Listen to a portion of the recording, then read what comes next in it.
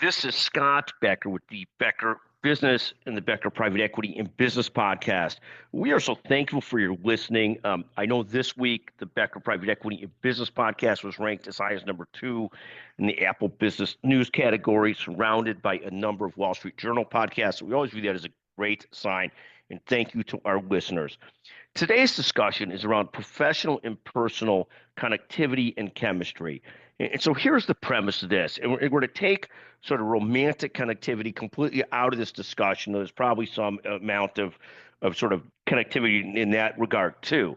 But all of us as human beings, it seems, find ourselves in different ways relating to certain people more easily than others.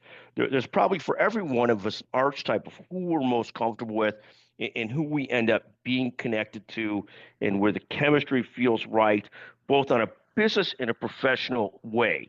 And it may be, for example, and I can only look at this anecdotally, for someone like me who's a, you know, middle class athlete, middle class cool, not the coolest, not the best, not this, that, or the other. There are certain types of people that I sort of naturally gravitates to, and those are typically people that are not that different than myself, reasonably considered normal, but not the coolest, not the hottest, not the like the best athlete, not the guy who's the quarterback of the football team, but maybe the guy that was second string on the bench or whatever it might be, but played the game, but not at that level. But I think it's a fascinating study. When you go to professional meetings, you find yourself again with all kinds of different archetypes that are sort of it could be measured at different levels of professional success. It could be measured as to how the people behave and act. To me, sort of the least comfortable person is the person who was sort of like was and I give a specific example of this and try not to have the person recognize who I'm talking about. But the person who was kind of okay in high school and college, then had great professional success and took on totally different ears. And that to me is probably the least comfortable person to connect with, the person that's become and grown into pretentiousness, grown into sort of thinking they're all that, when at the end of the day, in some way, shape, or form, we're all some version of our later self and our 13-year-old self. And it is what it is. I think that's okay. There are people you see transform, but if you transform, like there's a person in our area that was, a little heavy in high school. She has made herself look like a beauty queen as an adult. And that is all good and good for her and got herself in great shape, almost like social x-ray, great shape. It would all be perfect other than that she now cures herself like that versus the really nice person that she was at one point. And that might be my wrong thinking of this. The flip side is those people that you're close with that naturally relate to you, that have the same sort of, core concept as you do. They're all sort of striving. They're all sort of trying. They've got some quirks. They're all of my best friends, and there's probably a song to this title, all of my closest friends are somewhat flawed. And on top of the beauty of that is not only are they somewhat flawed, they all know they're a little bit flawed, which is partly what makes them so beautiful. Sort of the worst types of people and the hardest for me to relate to are those that think they are all that or put on ears that they're all that. And you would think they don't have flaws, but we know the dirty little secret is we all know that we all have flaws. So I'm not going to go too deeply into the person who became pretentious as an adult, the guy or the woman, because I don't want to do that, even though I want to, but I don't want to. But I do think it's a natural, fascinating chemistry of who we actually all end up being close with and comfortable with and connected to. And I will tell a story. There's a great story of, and this is the opposite of true connectivity. There's a boss of a company, a founder of a company, and what he finds is when he's the boss, the founder, the leader, the CEO, that everybody laughs at his jokes. Everybody thinks he's funny. And they think he's funny because they probably feel like they're supposed to laugh at his jokes. And he may have a position of esteem that they sort of look up to him and they sort of then hold on to his words a little bit more closely. And then the person comes back to the office a couple years later and he's surprised to find that no one anymore laughs at his jokes. It's not so much that he has changed so much, Well, he might be a little diminished because he's no longer the leader. He's no longer in that.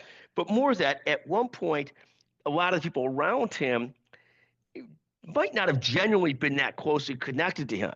And I think one of the great things that we look at in life are, I always think of as situational friends versus deep friends.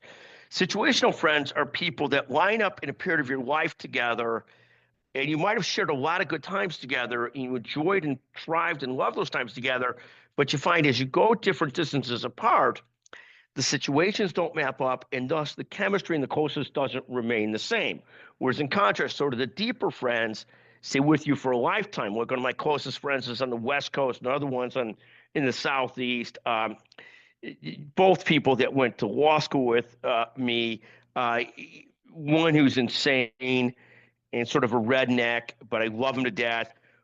One who's quirky and lives in the LA area, and I also love him to get to death as well. But you end up not just being situational friends, but sort of deep, long-term life friends. And I think the study of how you connect, who you connect to, and understanding it, and in some ways, I'm not sure there's a need to change it, but if you find that you're trying to meet certain types of people and you don't connect with them because you're uncomfortable around them. I remember I tell a story sometimes of going to the house of somebody who lived on the lake in our neighborhood at home, and had this beautiful house that looked onto the lake and had 100-foot like glass that looked onto the lake. And the guy happened to be a very, very, very nice, down to earth guy. And this was my younger self. And I was sort of so intimidated that I almost could have talked to him because I'd never been in a house like that in my life and didn't know what to say or what to do. It'd almost be like, no, I'm 5'7", and this is not good nor bad, And again, if somebody tells you 5'7", that means they're 5'7" on a good day. So bear with me, or 5'8" with Timberlands on. But the point being, I felt talking to that person like I might as well have been talking to a blonde supermodel who's 6'2", because I couldn't get the words out. I was so intimidated and so outside of my comfort zone. And I think this is a fascinating study of comfort zone familiarity. Where is that electricity? Where is that connection? Where's that chemistry with people? And can you change it? Do you want to change it? I've seen a couple people that we've talked about a little bit on this podcast that over the course of their lives have changed their dynamic, changed their demeanor as to how they deal with people. And at the end of the day, I don't like it very much. I don't like it very much. It reminds me of the people that are sort of like everybody wants to find friends they like, wants to be a little bit with people that they think people aspire to be like, et cetera. But I think there's a step where people take it so far that it feels like social climbing and social engineering that I just really despise. So at the end of the day, I think the study, and we'll come back to the subject a lot, of personal chemistry, connectivity, who are you naturally close to, who do you find comfortable with, who don't you? And again, we talk often about one of my closest friends, and one of my closest friends who I just absolutely love to death. And if there is an example of me not being social climbing, it is my friendship with him, because I love to death, and he has acquired taste. We joke around, you got to know him for 10 years to start to like him, and then after that, you really start to love him. He is the best of people, and really the least cool of people of all time. And I say this, of course, totally facetiously, and I don't want to out him by name. Just had a 60th birthday party in Florida where we live part of the year. So I'm not going to out him directly, but his name is Jim. But the point is, I can love people like that, which just shows that natural chemistry takes over, because anybody choosing close friends wouldn't choose that person. But the chemistry is so strong and the likability of the person is so much that I can't help myself but to treat him as one of my closest friends. I say that jokingly. In all seriousness, love the guy. He's a highly respected person. He's done fantastic in his career, and is a really good guy. In any event, thank you for listening to me dawdle on about personal and professional connectivity and chemistry. Thank you for listening to the Becker Private Equity and Business Podcast.